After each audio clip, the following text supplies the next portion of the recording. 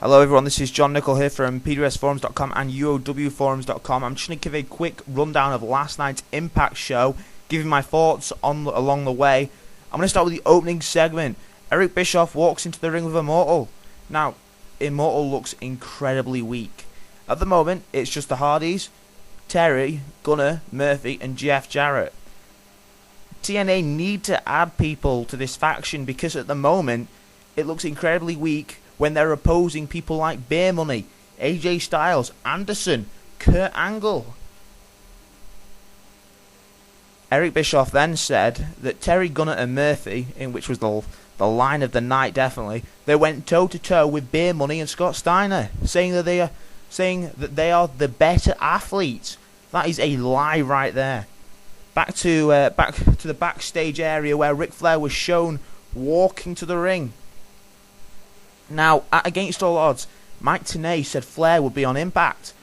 Why is Bischoff then in the ring saying that he's going to give Ric Flair until next week to come out? In my opinion, that's just another case of Ric Flair and Eric Bischoff not telling each other what has been said to other people, what the announcers are going to say, and what they're going to say in the ring. It's just a lack of getting together and communicating. It's a lack of communication is what this is. Anyway, Flair came out, made a few ex-wife jokes, and told Bischoff that Flair said, well, he told Bischoff that everyone grows up on Ric Flair. That was his exact wording, and no one tells him what to do, how to do it, and where to do it. Flair congratulated Jeff and said he and the Hardys were tight. This wasn't a great promo by Flair because he wasn't really making that much sense, as you can just tell. I've read out word by word what he said. He then said, "Has everybody forgotten that I'm a wrestling god?" That was a great line right there because the fans just started clapping. I thought that was awesome. He then said he's going to bring the family together, or he could separate the family. That was interesting because we're still not knowing whether he's a heel or a face. We'll find out later, but at that moment, we don't know. Flair then left the ring on his own while Bischoff huddled up with Immortal. It's an alright opening segment. Too much of Ric Flair talking because he wasn't actually making a lot of sense. I don't know whether it's because I'm from England and I don't know those terms, or he wasn't making sense. We saw a lot of Karen Jarrett and Jeff Jarrett segments backstage where they were either in the swimming pool or they were just hanging out talking about the March 3rd iMPACT. I thought they were interesting segments considering Jeff Jarrett didn't appear on this show. Backstage there was a needless brawl occurring.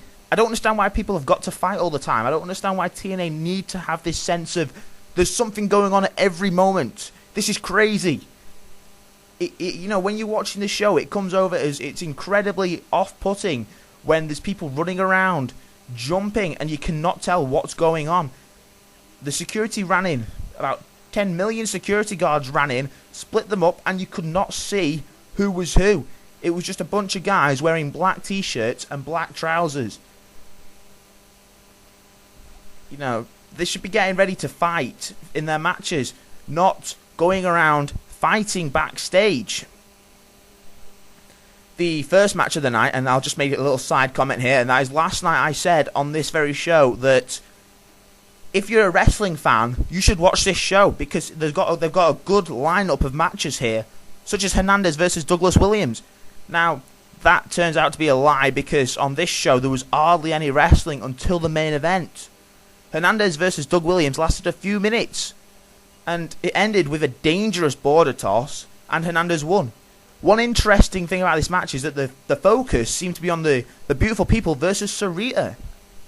And Sarita has now formed a group with Hernandez and her cousin, cousin Rosita.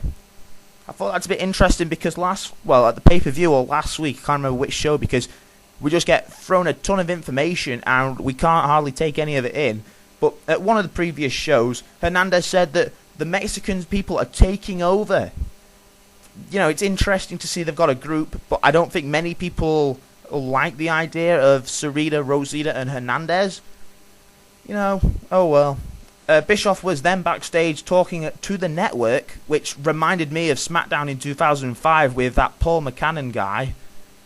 He's trying to change their mind, basically saying, "Are you sure this is a good idea?" The network then says that it's all about the ratings, and Bischoff calls them an SOB.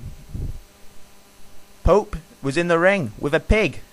He made a reference to Jesus along with other famous figures. I didn't take down all the names of the people he referenced, but one of them was Jesus. I can't remember the others. It was a horrible segment, basically. The crowd chanted boring, and I thought the same. Joe then came out and got Okada, I've still no idea what his name is, to make sure that Pope stays in the ring, which is never a good thing. What is wrong with this show? Why are two faces trying to keep a heel in the ring? Surely it should be the other way around. Surely it should be two heels outside the ring and a face inside the ring. Sure, the heel might run away, but with two faces on the outside, that means it's two faces to one heel. And that's obviously not a good combination, in the sense that you're going to see the heel get beaten up, and that should be either a pay-per-view or at the culmination of a storyline, not just on a normal Impact. They seem to have this problem with the Bubba Ray versus what's his name, Brother Devon feud.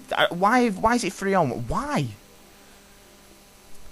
After the commercial break, Robbie E and Cookie were in the ring, moaning about TNA management. Yeah, it's a good idea. Everyone should moan about TNA management. Tracy was then shown backstage kissing Kaz, as Mike Tenay weirdly said that's just one of his girlfriends, and then went on to say that's his wife. I have no idea what's going on. This was a good match for Kaz and Robbie E. I mean, set the stage for a pay-per-view match again, which I think that's a great idea. I think it's going to be Kaz and Tracy versus Cookie and Robbie. That's where they're building to, and this match ended when Cookie, who was barred from ringside, entered the ring and smacked Kaz with her handbag.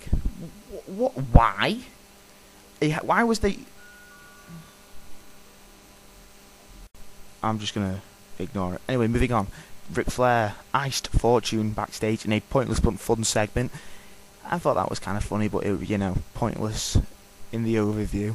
Next match, AJ Styles versus Matt Hardy. It was an alright match, but nothing too special. There seems to be a running theme on this show of small matches with hardly any wrestling in it. That's kind of annoying when you look at the card, because the card looks like an amazing show. It looks almost like a pay-per-view in the sense that you've got Hernandez versus Doug, Kaz versus Robbie E, AJ versus Matt, and RVD versus Jeff. And the matches were so small, it's ridiculous. Anyway, the end of this match occurred when Styles was on the ropes, and Flair pushed him off, turning heel. He then celebrated with Hardy, who had just pinned Styles and won. Fortune then ran down and Flair ran off. This is interesting because later on, they announced that it'll be AJ Styles versus Ric Flair next week. That's going to be an alright match. Hopefully it's a passing the torch type match.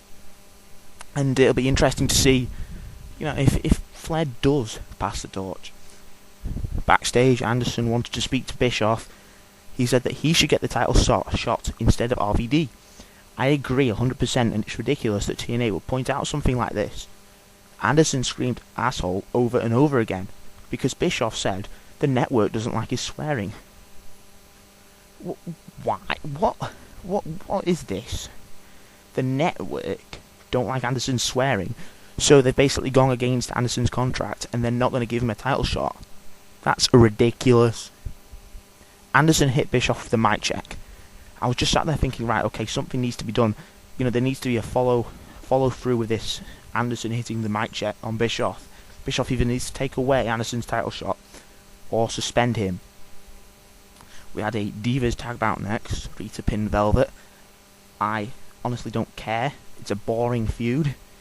Basically burying Velvet. She cuts a promo, and then she agrees to put her career on the line in a match with Sarita. What? Why would you do that if you've previously lost 1,000 bouts in a row? What's gonna change things next week? It just doesn't make sense. Backstage, Steiner said Terry wants a pose down. Ugh. Why? Why are they going in this direction with the two? Back out on the back out on the stage, Taz and TNA discussed Bully Ray. TNA wouldn't get to the point, and he was kind of mumbling and, muttering, so Taz said it for him. I don't understand why TNA is scared of saying that Bully Ray is a dick. Ray then came down, and Taz told him to walk away, but Ray smacked TNA. TNA did the face of the year as Taz waved him off. It was an hilarious segment. I definitely recommend watching just to see the facial expressions of Mike TNA, who is awesome at facial expressions, by the way. Then the main event of the evening. Oh, by the way, I'm quickly forgetting to mention something, that is that Jeff Jarrett and Karen went out for a dinner, and Kurt Angle interrupted it and basically scared them off. Nothing too, they didn't actually touch or anything. They didn't actually fight. They didn't brawl, which is interesting actually. Anyway, RVD versus Jeff. It was a great match, and it completely saved this show for me. Anderson dropped RVD with a mic check, and that's probably because he's an arsehole and he's pissed because RVD got his shot. Anderson then left the ring in what was an intriguing way to end Impact, I thought. Maybe he's going heel, but this won't make any sense because Jeff pinned him, and he was the champion just a week ago. So, it's an intriguing way to end Impact. They're teasing that he's going to go heel, but I think the reason is because he's pissed at RVD because he got the shot. But overall, not much wrestling on this show, but it was an alright show. A lot of baffling moments and a few nonsensical angles. I'm not complaining. It was an alright show, not as bad. I didn't think it was as bad as Brian Alvarez thought it was, and he quoted, and here's a quote. He said it's the worst show ever. I don't think it's that bad, but it wasn't the best. I mean, TNA need to try and make more sense with their storylines. They need to sit backstage and and have a meeting and say, right, let's look at each individual storyline and try to get to the end of this, and then they can plan it and plan and plan. It just seems like they're improvising and not planning. Anyway, that's it for the Impact review. I'll be back later tonight with the SmackDown review. I watched SmackDown before, it's actually on the television, so I'll be able to review it later. Thanks for listening, and I'll talk to you all in a little while.